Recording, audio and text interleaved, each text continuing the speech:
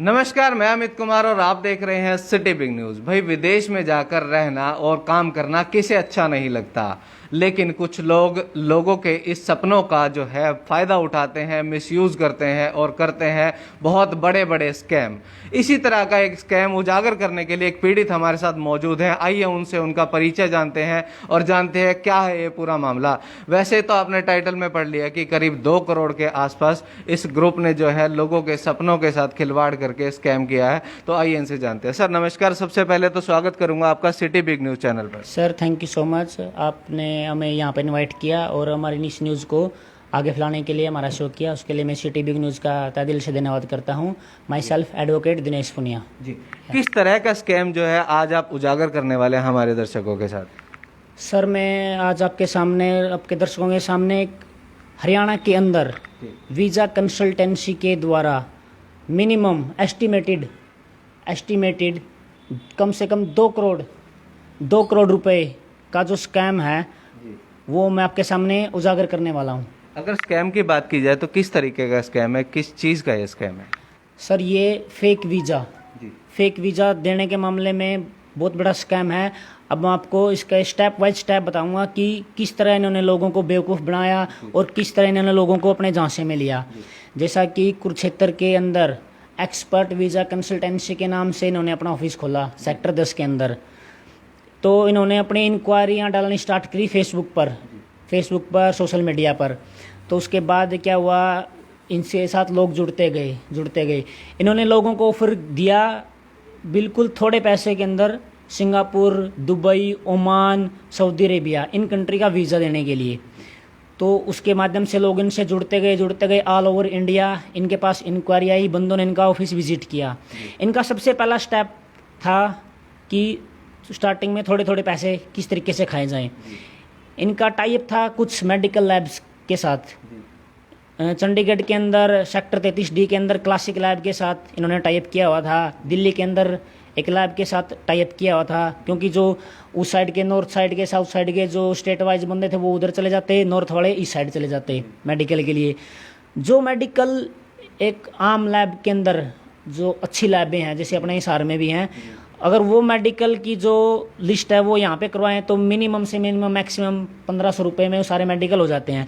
लेकिन वहाँ पे उन्होंने क्या किया, किसी से 7800 रुपये लिए हैं, किसी से 8000 है, किसी से 9000, किसी से 12। जहाँ तक इनको मिले काटने के लिए बंदे, वहाँ तक इन्होंने इनको काटा।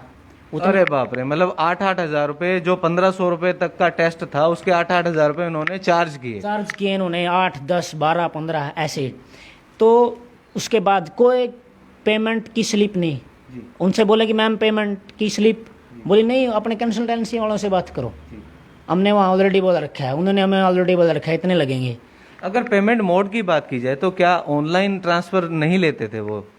मेडिकल के पैसे सारे कैश में। उसके बाद जो वीज़ा के लिए कुछ पैसे इन्होंने लिए हैं स्टार्टिंग के अंदर, वो सारा कैश लिया है। उसके बाद जब इनके पास अच्छा पैसा जमा हो गया, फिर इन्होंने लोगों को एग्रीमेंट देने स्टार्ट कर दिए रिटर्न के अंदर।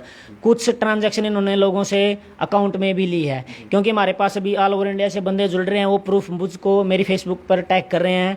हमने उनमें देखा कि इनके वीरेश प्रताप सारण के अकाउंट में पैसे डाले हुए हैं, जो इनका मेन स्कैनर था इस मामले में, उनके अकाउंट में पैसे डाले हुए हैं। उस चीज़ों का ही प्रूफ है। वीरेश प्रताप सारण की आईडी के द्वारा कोर्ट में बाकायदा एग्रीमेंट है। अभी आपने वीरेश प्रताप सारण का नाम लिया, तो क्या ये इस पूरे ग्रुप में या इस पूरे स्कैम में क्या क्या कद रखते हैं, क्या मायने? वीरेश प्रताप सारण और मनदीप दुल, ये दोनों क्लाइट से बिलोंग करते हैं और ये ही मेन बंदे थे इसके अंदर। इनके साथ 2 और बंदे थे, उनका अभी तक हमें पता नहीं चला वो कौन कहाँ से थे, लेकिन थे इन्हीं के फ्रेंड सर्कल में। लेकिन ऑनलाइन जो ट्रांजैक्शन अमाउंट की वो वीरेश प्रताप सारण के अकाउंट में और वीरेश प्रताप सारण के एग्रीमेंट में लिखी हुई है बाकायदा। जो बंदे हैं ऑल ओवर इंडिया, कोई कलकत्ता से है, कोई पंजाब से, कोई यूपी, राजस्थान, उत्तराखंड, दिल्ली, हरियाणा, तो सारे के सारे बंदे वो टैग कर रहे हैं। और सबसे बड़ी दर्दनाक स्टोरी मैं आपको बताता हूँ। एक लड़के के फादर की डेथ हो गई है इन्हीं पैसों की रिकवरी के लिए, क्योंकि उनको जब पता चला कि वे फ्रॉड है तो इस हादसे से एक लड़के की परसों डेथ होगी। उन्होंने ग्रुप में बताया कि भाई मेरा फादर मर चुका है इन्हीं पैसों की टेंशन के अंदर। तो इस पूरे स्कैम का जो करता धरता है, हम वीरेश प्रताप को मान सकते हैं? दोनों विदेश प्रताप सहारण और मनदीप डुल कलायत से दोनों ही इस पूरे स्कैम के करता धरता हैं। तो एडवोकेट साहब, आप बहुत गंभीर आरोप लगा रहे हैं इन दोनों के ऊपर, इस जो ग्रुप के ऊपर, तो क्या आपके पास कोई सबूत भी है? देखो, आपको पता है सर, जब एक एडवोकेट किसी के ऊपर गंभीर आरोप लगाता है तो वो विद प्रूफ लगाता है। विदाउट प्रूफ इतने बड़ी बातें हम नहीं कह सकते। ठीक है। और ऑल ओवर इंडिया बंदे हैं, सारे के सारे प्रूफ मेरी फेसबुक आईडी दिनेश पुनिया वुसो के नाम पर है, वहाँ पे टैग किए हुए लोगों ने। एडवोकेट साहब, एक चीज़ और भी सोचने वाली है कि विदेश जाने वाले जो लोग होते हैं काफ़ी पढ़े लिखे होते हैं, और ये लोग ऐसा क्या करते थे कि कुरुक्षेत्र में बैठे बैठे पूरे ऑल ओवर इंडिया, जैसा कि आपने बताया, ऑल ओवर इंडिया के लोगों को अपने तक खींच लेते थे। देखो सर, पढ़े लिखे ही जा सकते हैं वैसे फर्स्ट टाइम तो विदेश, बट उसके बाद क्या था, सबसे पहले मैं मेरी बात ही बताऊंगा आपको।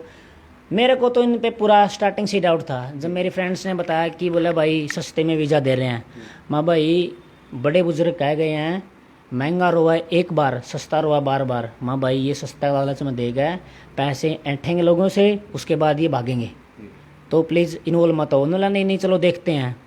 हम चले गए, बोला अगर तेरे पैसे मरे भी गए तो 8-10 हज़ार रुपये हमसे ले लियो। माँ भाई चलो, धीरे धीरे टाइम देते गए। मेडिकल करवाया इन्होंने मेरा 7800 रुपये में। मैं चलो भाई कोई नहीं। फिर हम धीरे धीरे फ़ोन करते रहे, 15 दिन, 20 दिन, 1 महीना, 1.5 महीना, 2 महीने। तो आपको कहीं शक नहीं हुआ कि वीज़ा तो इतना सस्ता दे रहे हैं, लेकिन जो मेडिकल के है 7800 रुपये ले रहे हैं, जो आपने बताया कि 1500-2000 रुपये में मेडिकल आम हो जाता है? मुझे तो देखो शक था, लेकिन मेरे फ्रेंड्स के कहने से मैं चला भी गया। माँ चलो वही बात है, माँ भाई गादड़ की आई गाम गणी बैठ जा, अगर इनकी आ रही होगी तो गाम गणी बैठ जाऊँगे वहाँ भाई हैं, ठीक सर। फिर उसके बाद क्या हुआ, देखो मेरी इनसे बात भी हुई। मैंने FIR कटवाने के बाद बोला भाई FIR ले ले, माँ भाई मेरे पैसे दे दे, मैं पीछे निकल जाऊँगा। एक लड़की थी शाहबाद से, वो भी बिल्कुल रो रही थी, भैया मेरे भी 45,000 हैं। एक हिमाचल से अंकल थे, वो भी बोले भाई मेरे भी हैं। माँ भाई चलो, माँ भाई चल, बोला तू हरियाणा का हो के यार बाहर वालों बंदों के साथ लग के और इतना कुछ कर रहा है, बोला हम तेरे पैसे दे देंगे। माँ भाई मैं तेरे को 1 दिन का टाइम देता हूँ, मेरे पैसे दे दे, मैं बीच से निकल जाऊँगा। इन्होंने अगले दिन मेरे पैसे भी नहीं दिए। मैंने कहा भाई तू मेरे पैसे नहीं दे रहा, और अब हमने ग्रुप बना रखे हैं। उस ग्रुप में बंदों के मैसेज आए कि बोला भैया हमको आपसे बड़ी उम्मीदें हैं, आप एडवोकेट भी हो, आप लड़ भी सकते हो हमारे लिए, और आप एक सोशल वर्कर भी हो, हमने आपकी फेसबुक चेक करी है, तो बोला कि हमको आपसे बहुत उम्मीद है, सो प्लीज़ हाथ जोड़ते हैं हम आपके सामने, आप पैसे हमसे ले लेना, चाहे 2 लाख ले लो, 4 लाख ले लो, लेकिन सभी के लिए प्लीज़ आप लड़ने के लिए तैयार हो जाओ। तो इतने बंदों ने मेरे लिए दुआई की, उनका साथ मिला, तो फिर मैं लड़ने के लिए इस चीज़ में उनके लिए आगे आया। वकील साहब, अमाउंट की बात की जाए तो कितना अमाउंट टोटल इस स्कैम का होगा? अभी हमारे ग्रुप के अंदर नियर बाई 50 से 60 बंदे ऐड हुए हैं। उसके हिसाब से जिन बंदों ने कैलकुलेशन करी है, नियर बाई 2 करोड़, और 450 बंदों की लिस्ट है हमारे पास। 2 करोड़ रुपए का स्कैम आपके हिसाब से ये हो चुका है, और 450 लोगों की अभी कैलकुलेशन बाकी है। तो मान के चलो कुछ भी हो सकता है, लेकिन नियर बाई 2 करोड़ भी देखो कम अमाउंट नहीं है। बहुत अमाउंट। और लोगों को तो आपको पता है, लोग आज के टाइम में कोरोना के अंदर महामारी के कारण लोग मर रहे हैं, एक एक पैसे के लिए लोग तरस रहे हैं, एक एक पैसे के लिए मर रहे हैं। यहाँ तो इन्होंने किसी से 10,000, किसी से 4 लाख, किसी से 20,000, ये तो देखो हम भी सोच सकते हैं कि साहब आप हिसार के रहने वाले हो, और ये जो पूरा स्कैम हुआ कुरुक्षेत्र में हुआ, तो ये जो ऑल ओवर इंडिया के जो लोग हैं, ये आपस में किस तरीके से इस ग्रुप से जुड़े, या आपस में किस तरीके से संपर्क में है? इसके लिए सबसे पहले मैं आपको बताऊंगा, जब लोगों का पैसेंस बिल्कुल टूट चुका था, लोगों ने इनके ऑफिस को विजिट करना स्टार्ट कर दिया, तो वहाँ से एक अंकल थे हिमाचल से, उनके भी पैसे थे 30,000 रुपये, वो पासपोर्ट विद मनी पासपोर्ट, वो यहाँ पे आए कुरुक्षेत्र ऑफिस में। तो वहाँ के कुछ लोकल बंदों ने भी वहाँ पे इकट्ठा होना स्टार्ट कर दिया, तो उन्होंने लोकल बंदों ने इनके ऑफिस से कुर्सियाँ मेज मूज उठा के वो ले गए। उस अंकल के हाथ में वो रजिस्टर लग गया। उस अंकल ने क्या किया, उस रजिस्टर से नंबर ले लेकर इंक्वायरी वाले सभी के पास कॉल करना स्टार्ट कर दिया। मेरे पास भी कॉल आई, बोला भाई वो ऐसे ऐसे एक्सपर्ट वाले भाग गए। मैं अंकल जी कोई बात नहीं, भागने तो मुझे तो पता ही था, मैंने FIR ऑलरेडी करवा चुका हूँ मैं उनके खिलाफ। फिर वो बोले भाई ठीक है, लेकिन अब आगे क्या करें? मैं चलो देखते हैं आगे क्या करेंगे। फिर उस बंदे ने भी कॉल किए बहुत बंदों के पास, फिर हमने ग्रुप बनाया, फिर उस ग्रुप में ऐड किया बंदों को, फिर इंक्वायरी आने लगी, बोले भैया मेरे इतने हैं, मेरे 20 हैं, मेरे 10 हैं, मेरे 50 हैं, जुड़ते गए। फिर हमने पूरा प्लान बनाने के बाद मेरी फेसबुक ID पर 2 दिन पहले लाइव आकर हमने ये सूचना सभी को शेयर करी, तो हम मान नहीं सकते, हमें अंदाजा नहीं है कि बंदे कहाँ कहाँ से, कलकत्ता, राजस्थान, यूपी, उत्तराखंड, दिल्ली, पंजाब, सारा का सारा भरा पड़ा है ये ऑल ओवर इंडिया से बंदे, जम्मू कश्मीर से, जम्मू कश्मीर से। तो हम मान सकते हैं ऑल ओवर इंडिया।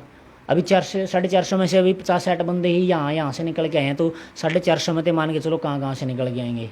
जब कोई व्यक्ति वीज़ा लगवाने के लिए कुछ पैसा देता है तो साथ में उसको अपना पासपोर्ट भी देना पड़ता है, तो क्या इस तरीके से उन्हें अपना पासपोर्ट वापस मिल गया जो जितने भी पीड़ित थे, या वो पासपोर्ट भी उन्हीं के पास है? देखो ऐसा तो कुछ नहीं है कि इन कंट्री में ऑनलाइन वीज़ा मिलता है, पासपोर्ट जमा करवाने की जरूरत नहीं पड़ती है। लेकिन इन्होंने ये क्या थे, गुड फेथ में रख रहे थे, ताकि भाई ये इनको बोले कि आप हमें 10,000 रुपये ही दो, 20,000 रुपये ही दो, ठीक है। तो उसके हिसाब से भी कम अमाउंट में इन्होंने पूरा जाल बिछाया। उस जाल के अंदर इनको पता था कि मछली कैसे फंसेगी, तो उन्होंने लोगों को इस तरीके से फंसाया। और सबसे बड़ी बात, पासपोर्ट एक गवर्नमेंट आइडेंटिटी है, इसको छुपाना रखना सबसे बड़ा अपराध माना जाता है। और इनको समझ में, इन्होंने कुछ लोगों के तो पासपोर्ट दे दिए, मेरा पासपोर्ट अभी तक नहीं दिया इन्होंने, और बहुत से लोगों को पासपोर्ट और डॉक्यूमेंट नहीं दिए इन्होंने अभी तक, पैसे तो दूर की बात है। इस पूरे प्रकरण में पुलिस प्रशासन का क्या रवैया रहा? देखो वैसे तो पुलिस प्रशासन का रवैया थोड़ा सा हल्का ही है। बाकी मैं तो रिक्वेस्ट करूंगा, अभी आज 3 बंदों के नाम से एफआईआर दर्ज हुई है कुरुक्षेत्र एसपी ऑफिस में। प्रशासन से मेरी हाथ जोड़ के यही विनती है कि प्लीज़ लोगों की भावनाओं के साथ खिलवाड़ मत होने दो आप। देखो वो भी किसी न किसी के फैमिली मेम्बर हैं, कुछ की डेथ होने लग रही है, कोई टूट चुका है बिल्कुल। देखो सपने देखना सभी का अधिकार है, लेकिन सपनों के साथ अर्ट करना किसी को अधिकार नहीं है। मैं तो एसपी ऑफिस जो कुरुक्षेत्र से यही दरख्वास्त करना चाहता हूँ कि प्लीज़ इस मामले में पूरा संज्ञान लिया जाए। लेकिन जो मेरी एफआईआर थी उस पे जो आईओ की ड्यूटी लगी थी, वो आईओ वहाँ से ट्रांसफ़र करवा चुका है। तो प्रशासन की तरफ से मैं कुछ ज़्यादा अभी तक उम्मीद नहीं है कि कुछ उन्होंने इतना किया है, लेकिन कर सकता है प्रशासन, करने में सब कुछ कर सकता है। लेकिन हम तो भाई रिक्वेस्ट कर सकते हैं फिलहाल प्रशासन से, ना ही हम प्रशासन को फोर्स कर सकते हैं। फोर्स करने का तरीका है एक अलग है, बात की बात है वो, लेकिन सबसे पहले हम रिक्वेस्ट करना चाहते हैं। इतने लोगों की दुआएं जुड़ी हुई हैं और लोगों की आशाएं जुड़ी हुई हैं, तो प्रशासन से यही कहना चाहेंगे कि प्लीज़ आप इसके ऊपर एक संज्ञान लीजिए। वकील साहब, फिलहाल जो आप फाइट कर रहे हो ना केवल अपने लिए, बाकी पूरे 2 करोड़ रुपए के लगभग जो अमाउंट है और लोगों के जो सपनों के जो उन्होंने पैसे दिए हैं पूरा करने के लिए, उसके लिए भी है, तो क्या आपके ऊपर भी किसी तरह का कोई दबाव बनाया जा रहा है? देखो सर, ऐसा है कि मैं फ़िलहाल, मेरा तो कुछ नहीं है, मेरे को ज़्यादा इन्वॉल्वमेंट नहीं है, 8-10 हज़ार रुपया मैं सबर भी कर लूँगा। लेकिन जो ग्रुप में लोगों की भावनाओं के मैसेज मेरे पास आए ना, उन्होंने कहा कि भैया आप एक आखिरी उम्मीद हो, आप हमारे लिए लड़ रहे हो, तो प्लीज़ अगर आपको वो और भी ज़्यादा लालच देना तो प्लीज़ आप इस मामले से पीछे मत हटना। हम आपको पैसे दे देंगे, जहाँ हमने 10-10, 20-20, 50-50 लाख रुपए लुटवा दिए, हम आपको पर बंदे के 10-10 हज़ार रुपये हमसे ले लेना, लेकिन इस केस को भी प्लीज़ लूज मत होने देना। तो मैं सिर्फ़ और सिर्फ लोगों की भावनाओं के लिए फ़िलहाल लड़ रहा हूँ और मरते दम तक लड़ता रहूँगा।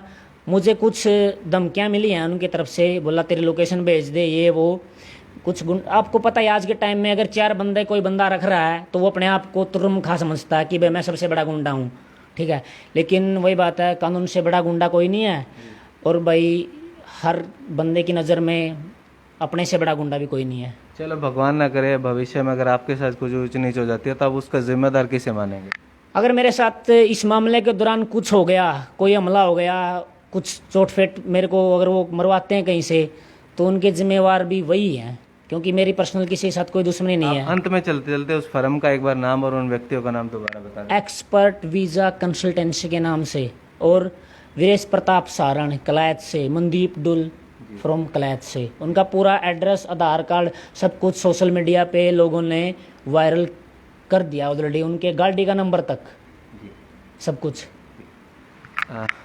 तो ये थे हमारे साथ एडवोकेट साहब जिन्होंने अभी करीब करीब 2 करोड़ रुपए के एक स्कैम को उजागर किया है, और ये जो स्कैम है ना केवल कुरुक्षेत्र में बल्कि ऑल ओवर इंडिया में भी हुआ है। तो अगर हिसार में भी या आसपास के एरिया में इस तरह का कोई व्यक्ति पीड़ित हुआ है तो हमें अपना फ़ोन नंबर जो है कमेंट में ज़रूर भेजें, ताकि हम उनसे संपर्क करके उनका जो भी कहना है या उनके जो भी विचार हैं लोगों के सामने लाएंगे। इस पूरे मामले में आगे की जो भी प्रक्रिया या रूपरेखा रहेगी वकील वकील साहब के द्वारा या पुलिस प्रशासन के द्वारा, वो भी आपको बताते रहेंगे। तो फिलहाल के लिए लेते हैं इजाज़त। इस वीडियो को शेयर करना ना भूलें। धन्यवाद।